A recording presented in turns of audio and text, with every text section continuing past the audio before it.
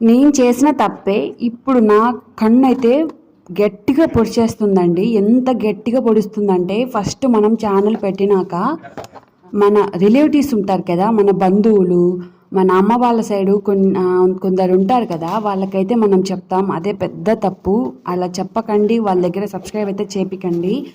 ఎవరో తెలియని వాళ్ళే మనకి మంచిగా ఎంకరేజ్ చేస్తారు. తెలిసిన వాళ్ళు చూడండి ఈ వీడియో పెట్టిందని నలుగురిలో చూపించడము, అలాగే మన హేళన చేయడం చెప్తున్నా. మీకే చెప్తున్నా, నా ఇష్టం, ఇది నా లైఫ్, నాకు నచ్చినట్టు బతుకుతా, సరేనా? నా హస్బెండ్ నాకు ఫుల్ సపోర్ట్.